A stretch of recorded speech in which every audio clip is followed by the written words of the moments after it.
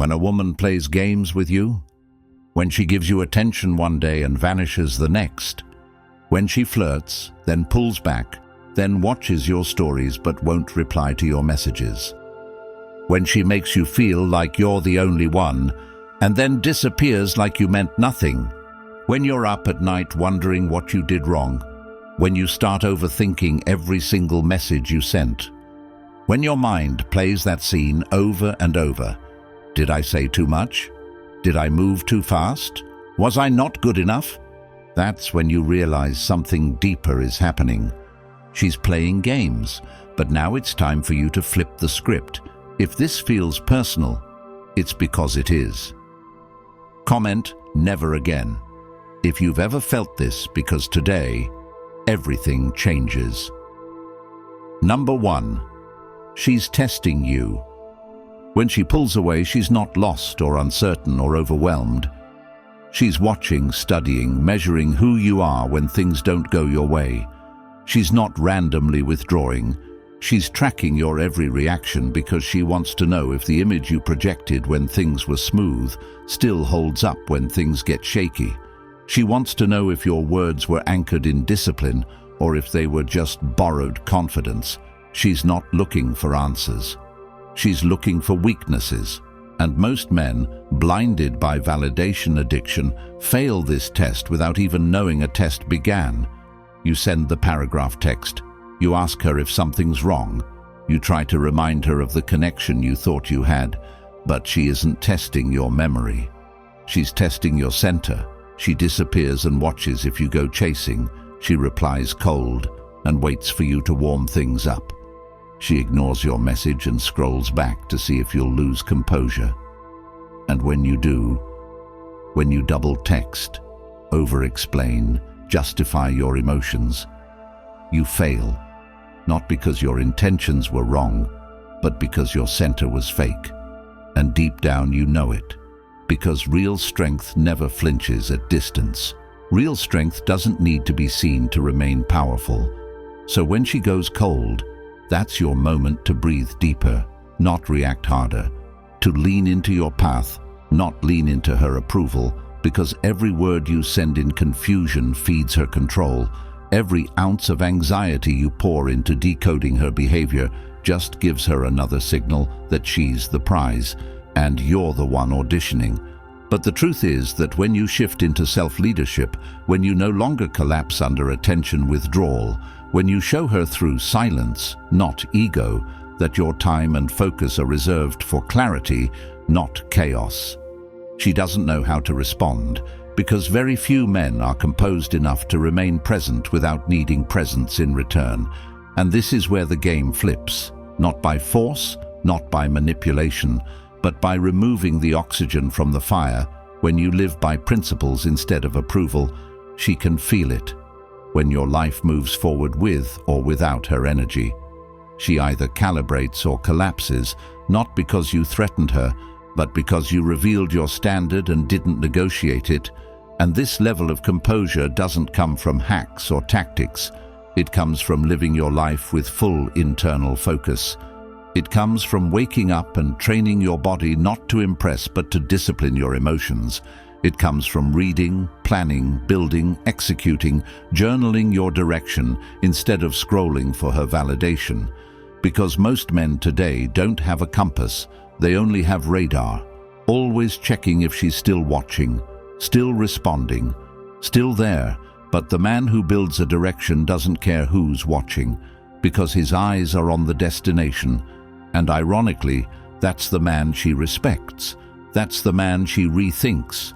That's the man who lingers in her mind long after the ones who chased are forgotten, because she felt his detachment wasn't a tactic, it was identity. And once she senses that her pull doesn't move you, her test becomes irrelevant, because the exam holds no power over the man who walks out of the classroom. And that's what you do from now on. You stop attending the emotional exams of women who haven't even earned your presence. You stop measuring your worth based on how warm or cold she acts. You stop defining your day based on whether she sends a message, because every time you do, you betray the path you claim to walk. And if you're serious about transformation, about building a life that commands respect, you stop chasing ambiguity and start living with intensity, focus, detachment and presence, because her games only work on the man who hasn't built himself yet. But they lose all power in front of a man who is built so strong from the inside that silence becomes his language, direction becomes his GPS, and clarity becomes his home. So next time she pulls back, don't chase, don't ask, don't react, just return to your vision, return to your goals, and let her realize you are not a participant in her drama. You are the architect of your own peace, and that peace is no longer negotiable. And if you're ready to internalize this mindset, not just for today, but for the rest of your life, the Stoic Relationship Blueprint audiobook is now available. The exact principles you've just heard here, expanded, refined, and crafted into a timeless guide you can keep with you forever. It's not just a book, it's a manual for the man you're becoming. Whether you're walking, training, driving, or rebuilding, now you can listen and rewire the way you see women, power, and peace. This is the knowledge you weren't taught, but were always meant to live by. The link is in the comments. Number 2. Don't reward mixed signals. Every time you respond to confusion with clarity, every time you reward inconsistency with effort, every time you try to solve a riddle instead of walking away from the game, you surrender a piece of your power, and you don't even realize it's happening because your focus is so wrapped around keeping her interested that you forget interest should be mutual. You keep thinking, if you just say it right, if you're just more patient, more understanding, more emotionally available, she'll finally open up, but she won't. Not because you're not good enough, but because she's never had to earn the effort you give so freely. And why would she value anything she didn't work for? If she can ghost you and still get a response, if she can be inconsistent and still have you checking her socials, if she can breadcrumb you with half effort and still get your full attention, why would she ever give more? She doesn't have to, because you trained her to believe that your time is cheap, your presence is automatic, your attention is unconditional, and you wonder why she doesn't respect you. But the real question is, why would she? You can't negotiate attraction by overcompensating for her emotional laziness, and yet that's what most men do. They keep showing up, keep texting, keep engaging even after being disrespected, because deep down, they'd rather hold on to the illusion than face the truth that they were never chosen. And the longer you reward indifference, the more you become invisible to the people who matter, because no one values what's always available. No one chases what's always within reach. So if you keep handing out emotional gold to people who give you dust, you're not being loving, you're being foolish. And it's time to own that, because no one is coming to save you from this pattern. No woman is going to tell you to respect yourself more. She'll just keep taking what you keep giving, and then she'll leave, confused why she never felt it, and you'll sit there broken, wondering what else you could have done. But the answer isn't more. It's less reacting, less explaining, less chasing, and more observing, more withdrawing, more protecting your peace. Because the moment you stop rewarding emotional chaos is the moment you start attracting clarity. And the truth is, you've been feeding dysfunction because you haven't built a standard high enough to filter it out. And standards aren't built with words, they're built with behavior. You don't say you won't tolerate games. You walk away at the first hint of them. Not as punishment, but as principle, not to provoke, but to protect your value. And once you do that consistently, people start to treat you differently, not because they changed, but because you did. Your time becomes expensive, your energy becomes sacred, and suddenly, the same woman who used to ignore your texts is now wondering why she can't access you anymore. But by then it's too late, because you don't repeat lessons life already tried to teach you. You internalize them, grow from them, and evolve beyond the level where those kinds of games can even reach you. And the most powerful part is, This isn't about her at all. It's about your transformation. It's about deciding that your peace is more important than her attention, that your future matters more than your feelings, that your direction means more than her validation. And this shift doesn't happen in one day. It happens every time you choose stillness over reactivity, purpose over distraction, clarity over chaos. And from that space, the need for approval dissolves, the urge to chase evaporates, and you finally realize she wasn't rejecting you. She was revealing herself, and instead of trying to win her back, you thank the moment that exposed the truth, because truth, no matter how painful, is always better than comfort built on lies. So next time you feel that urge to reach out to someone who's inconsistent, stop and ask yourself, what am I trying to prove? Who am I trying to impress? What part of me is still addicted to being chosen by people who don't even value me? And in that pause, you'll hear your answer. And once you hear it, you can no longer ignore it. You'll either keep betraying yourself or you'll rise. And if you rise, you never chase confusion again. Number 3, detach with grace. You don't detach because you're trying to manipulate her attention. You don't detach because you want to punish her for pulling away. You detach because you finally understand that staying connected to chaos is costing you more than it's giving. You detach because you realize peace doesn't come from being liked. It comes from being aligned with who you are and where you're going. And the truth is, most of you are terrified of walking away because you've built your entire sense of self on whether or not she stays. You've built your days around hoping for a reply, checking if she watched your stories, if she said something indirect that might still mean she cares. And this isn't love. This is dependency wrapped in the illusion of connection. And the reason she doesn't respect you is because you don't even realize you've turned your attention into a performance she never even asked for. She didn't earn your consistency, she didn't earn your loyalty, and yet you keep giving it because part of you still believes that if you're just good enough, patient enough, soft enough, she'll change. But she won't. Not because she's evil, but because she doesn't need to.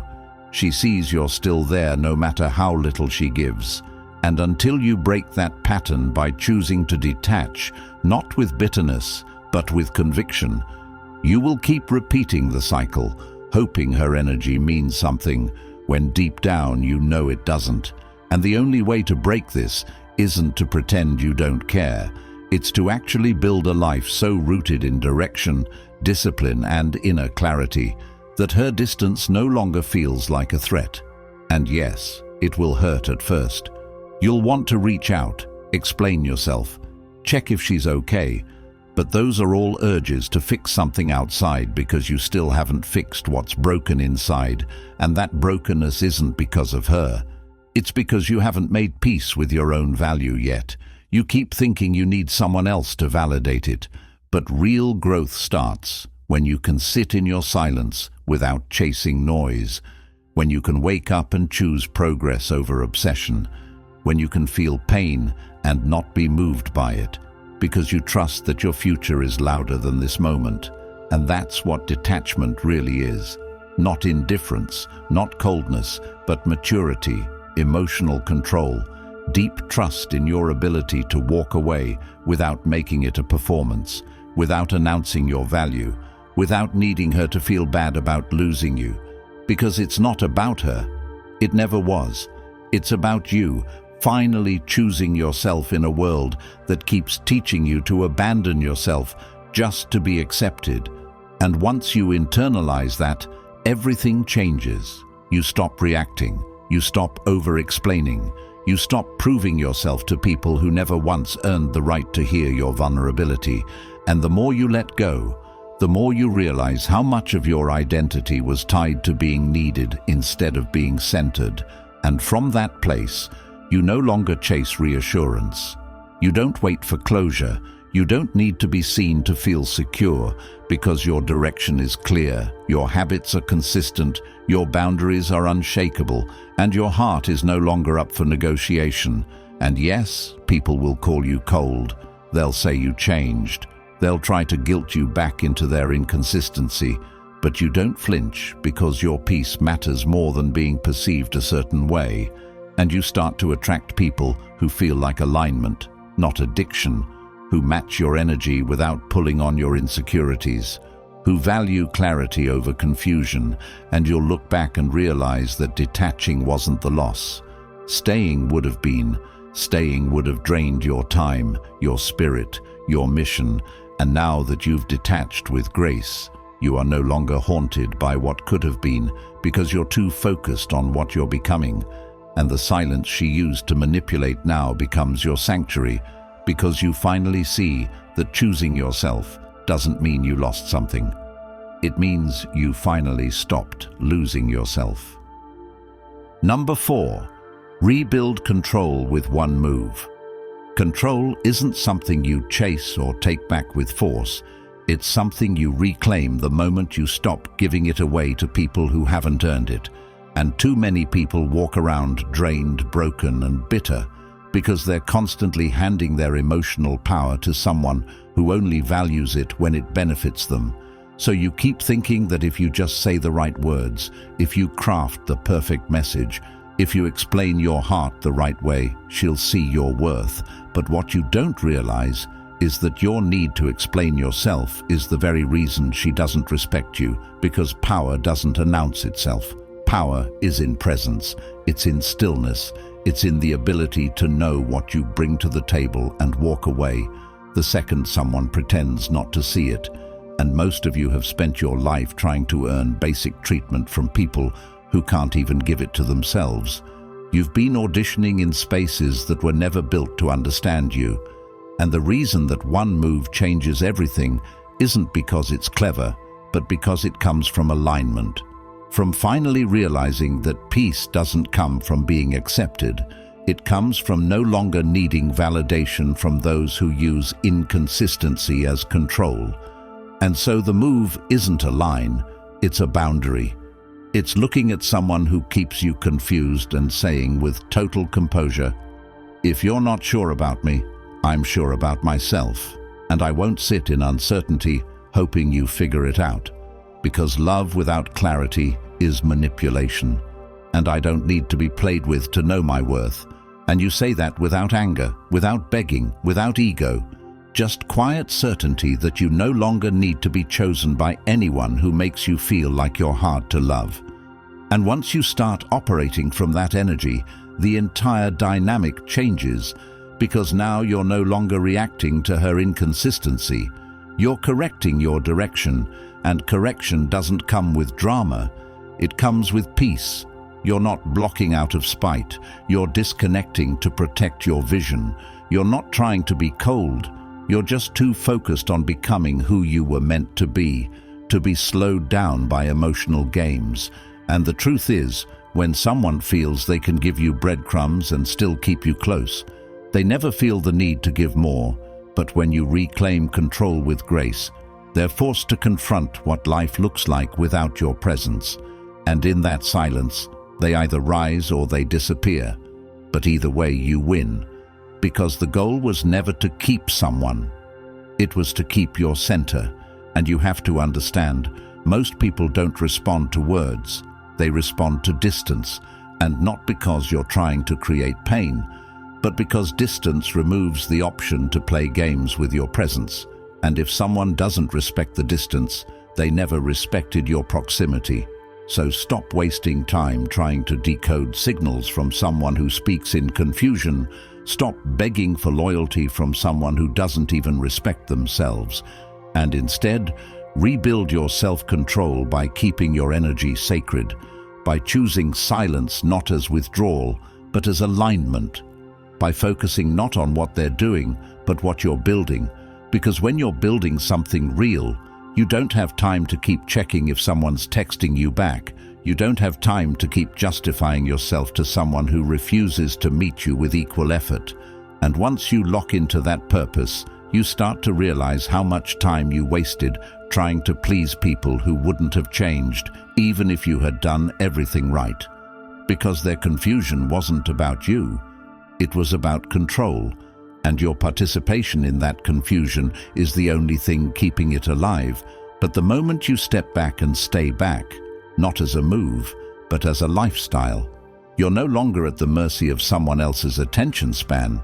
You're no longer defined by how someone else feels today, because your consistency comes from who you are, not how they act. And that's what makes you powerful, not the message you send, but the energy behind it, not the line you say, but the clarity you carry, because clarity is the greatest filter, and the second you stop accepting half-love, you create room for something real, not because you chased it, but because you cleared out what wasn't.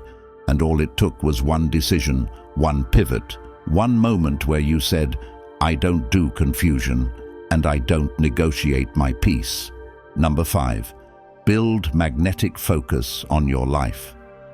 If your mind is still circling her, if your habits are still shaped around her attention, if your days still revolve around the hope that she'll message you, notice you, want you again, you haven't begun to focus yet. You're still orbiting someone who made it clear you were optional, and optionality is the enemy of self-worth. Because the more you wait to be chosen, the more you teach your subconscious that your value is dependent on someone else's emotional weather. And that's why nothing is changing for you. Not because you're unlucky, not because you weren't good enough for her, but because you're using your energy backwards. You're investing it into people who didn't earn it, instead of building a life so full of substance and direction that no one's presence or absence affects your progress. And the reason she doesn't see you as magnetic is because you don't move like you're building something worth protecting. You move like you're begging for permission to be relevant again, and attraction doesn't live in need. It lives in distance from desperation, not because you're pretending you don't care, but because you genuinely don't need her to see you anymore for you to see yourself.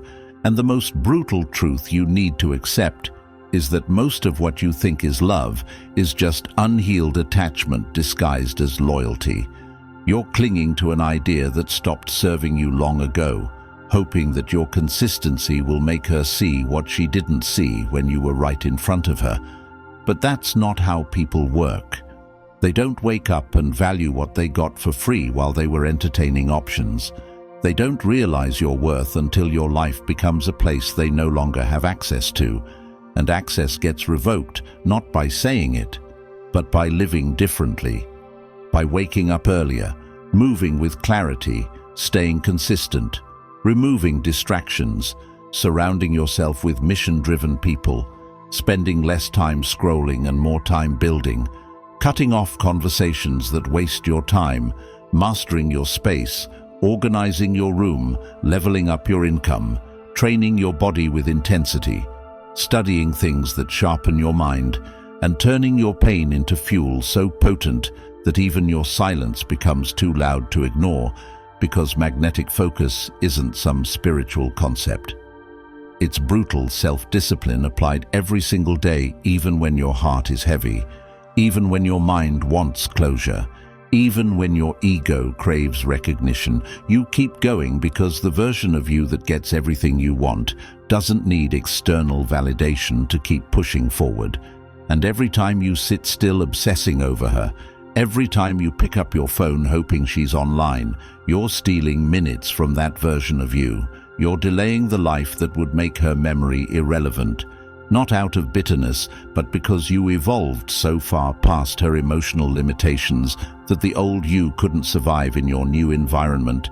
And people will tell you to heal slowly, to take your time, but those are the same people who still haven't let go of someone who left them 3 years ago. So instead of buying into the idea that you have to wait for healing to start building, you heal through building. You heal through doing. You heal through locking in. Because focus kills distraction and discipline kills fantasy. And if you really want to stop feeling like you're not enough, start acting like someone who has something to protect. Your energy, your vision, your future. And the woman who made you feel replaceable will eventually watch you become irreplaceable, not because you wanted to prove something to her, but because you stopped needing her story to complete yours. And that's where real freedom begins, when you can look in the mirror and see a man not shaped by what she did, but defined by what you chose to do after she walked away. Because your life either becomes a monument to heartbreak or a legacy built from it, and that choice is made every time you choose progress over pity. Number 6. Make her chase without playing games. She doesn't chase because you asked her to.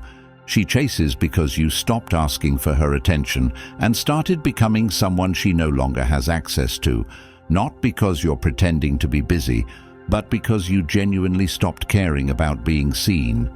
And the second you shift your energy from seeking connection to building direction, everything changes, because the moment she feels that your attention is no longer orbiting her behavior, when she notices that you don't flinch when she pulls back, that you don't respond when she tries to bait you with breadcrumbs, when you stop checking her stories, stop replying to half-effort texts, stop showing up with that silent hope that this time she'll finally see your worth. That's when the shift begins, and it doesn't start with a tactic or a clever line or some temporary silence used to manipulate a reaction. It starts when you finally stop needing her to see you in order to feel valuable, because you've been operating from the wrong source this whole time, thinking that if she finally realizes how good you are, you'll feel validated. But validation doesn't work that way. You don't become valuable because someone else sees it. You become valuable because you finally start seeing yourself, and from that place of brutal clarity, you begin living differently, not to prove anything to her, but to become someone who doesn't even need the chase anymore. And ironically, that's when the chase begins, not because you planned it, but because your absence speaks louder than all your past attempts at being noticed. And this is where most people break. They try to pull back for a day or two, hoping it sparks a reaction, but their life isn't built, their foundation isn't real. So they collapse the moment she stays silent. They relapse the second she posts something that triggers their insecurity. And that's not strength, that's performance, and she can sense the difference. So if you really want to make someone chase you, you have to stop trying to be chased and start becoming someone whose energy cannot be ignored. Someone so focused, consistent, peaceful, unavailable to nonsense that your absence becomes louder than your presence ever was. And the truth is, most people will never get to this level because they're too addicted to being liked to become respected. They're too focused on fixing what went wrong instead of building what comes next. And chasing isn't about how fast you run, it's about how hard they realize they fumbled. And people don't feel loss when you leave. They feel loss when they realize they can't come back. So don't make her feel your loss through angry texts or emotional distance used as punishment. Make her feel it by becoming unavailable at a level her games can't reach, by growing so much that she becomes a page in a book you no longer reread, not out of bitterness, but because your story got too deep to return to shallow chapters. And this doesn't mean you become robotic or detached from love. It means you only give your love to people who operate at the same frequency, with clarity, with intention, with consistency. And that standard isn't announced, it's enforced through behavior. And if she doesn't rise to meet it, she falls out of your world silently, because the chase is never about her running after you. It's about her realizing she no longer qualifies for the access she used to have, and that realization doesn't come when you say it. It comes when your life becomes so rich in purpose, discipline, focus, and peace that there's no more room for confusion. And by then you won't even care if she comes back. Not because you're trying to fake strength, but because you genuinely evolved so far past the version of yourself who needed her attention to feel complete.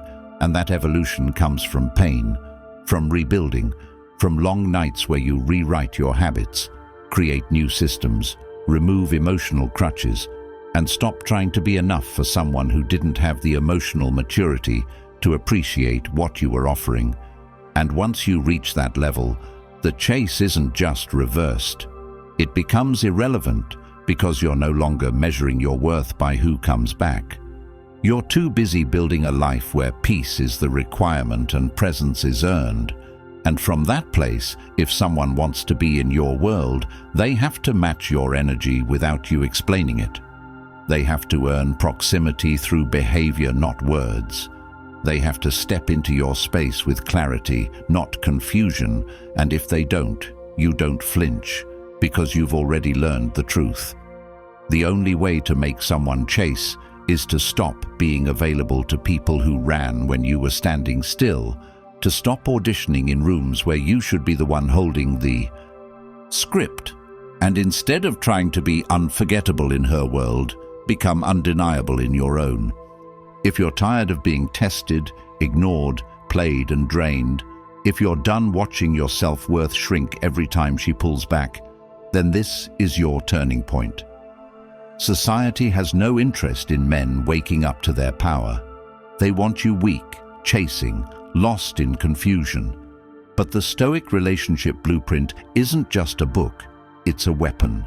It's filled with timeless, unfiltered principles that flip the script instantly and reshape how you deal with women forever. And now it's available in audiobook. You can literally start rewiring your mindset while walking, lifting, running, or building the life she never expected you to have without her. Click the link in the comments, grab it now, and own the path that was always yours. If you're ready, comment, "I choose clarity." Like this video, subscribe, and help this message reach more men who need to hear the truth before it's too late.